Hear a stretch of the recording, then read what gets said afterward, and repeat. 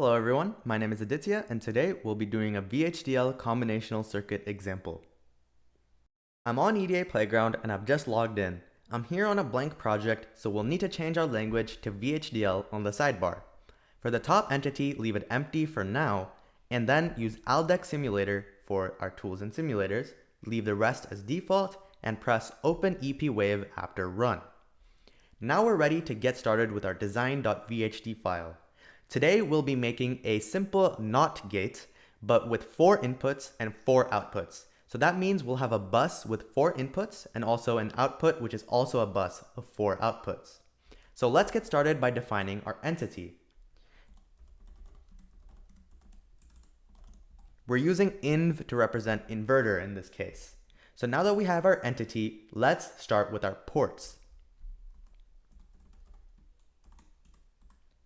Alright, so I said we'll need an input bus of 4 inputs. Let's call that A, and we'll need to get that from std logic vector.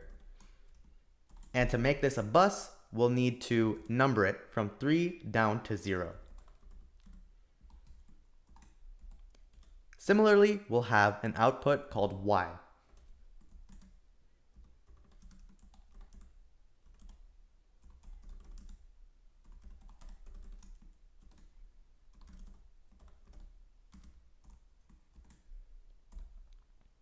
And then we can also close our port statement.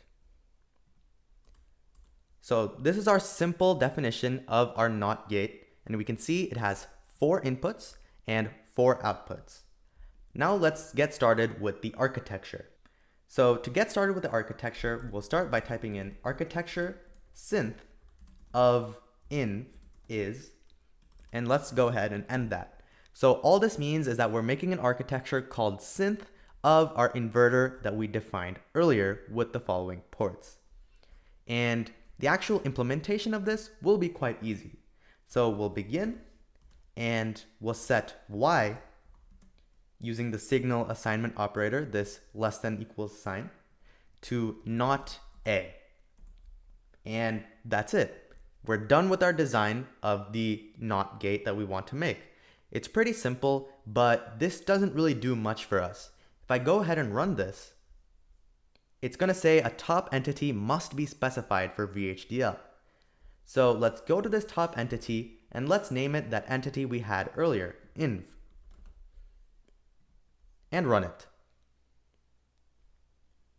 Alright, our code just finished running and we can see that the compilation was successful. However, we're getting an error in testbench.vhd that we don't have a design unit, and that's because we don't have anything in the test bench yet.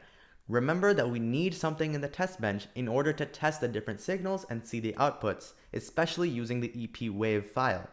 So let's get started with our test bench. In our test bench, below the library inputs, let's create our test bench entity, and this one will be super simple.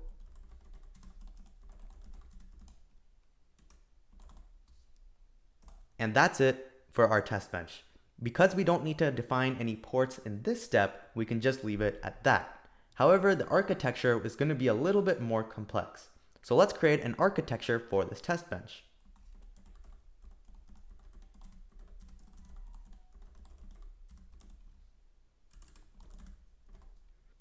Inside this architecture, we want to make a component out of this entity and then make some signals that we can test this component with. This is pretty simple. We can just copy this entity over into our architecture.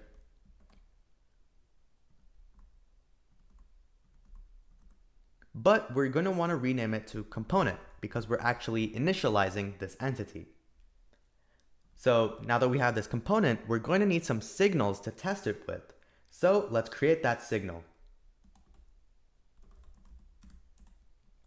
We'll need to make it for both A and Y because we want to see the inputs and the outputs. And then we can simply just copy the std logic vector 3 down to 0 to create the buses for each of these signals. Now we can get started with the actual testing process. Let's get started by typing in begin. And then we want to connect our signals to the component that we just made. The way we do that is by creating a DUT. which is a device under test.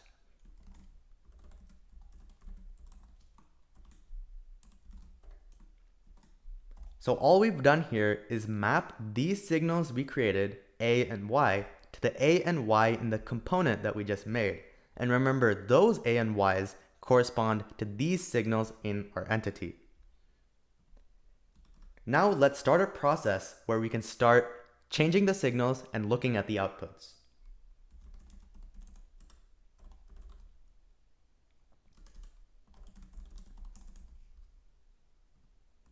Inside our process, we can try various inputs of A and then see if we get the desired output for Y.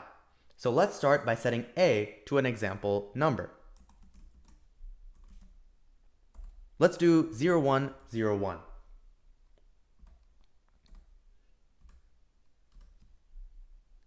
Our desired output for 0, 1, 0, 1, if we were inverting it, would be 1, 0, 1, 0. So let's use an assert statement.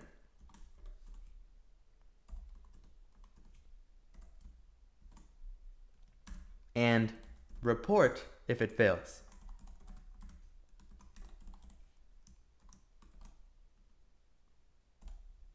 In between these statements, we'll want a wait statement to be able to see the changes in the signals. So let's wait for 1 nanosecond. Alright, and before we end the process, let's put a final wait statement here, just to make sure the process isn't running infinitely. Let's go ahead and run and see what we get.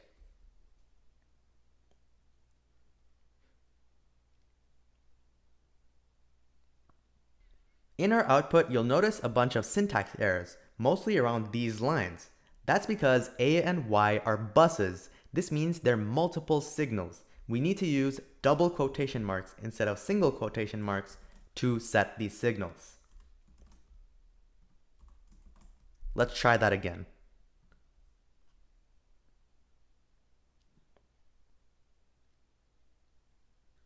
The code just compiled and we have our EP wave diagram, but we're getting this weird warning that there's only a single slice of data found. And you'll also notice that there's no inputs and outputs that we set. This is because if we X out of the EP wave on the top right, we forgot to change the top entity to the name of our test bench. So it's trying to run the inv entity when we wanted to run the test bench entity. So let's do that. And with this fix, we should be able to see the EP wave diagram.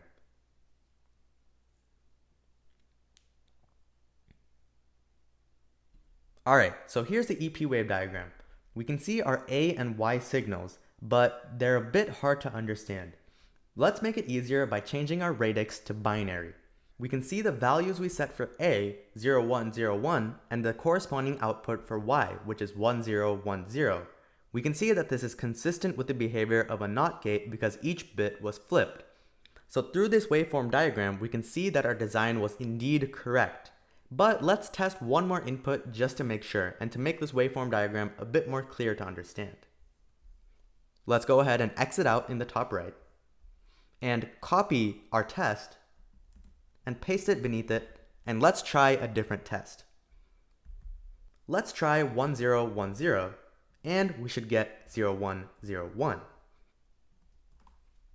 Let's go ahead and run it.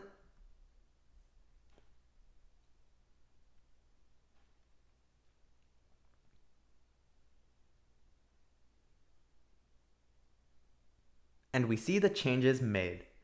Let's go ahead and expand A and Y. And we can see how the signals are changing over that 1 nanosecond wait time that we added. So it starts off as 0, 1, 0, 1, and with the corresponding output of 1, 0, 1, 0, which is correct. And then we change it to 1, 0, 1, 0, and we get Y as 0, 1, 0, 1.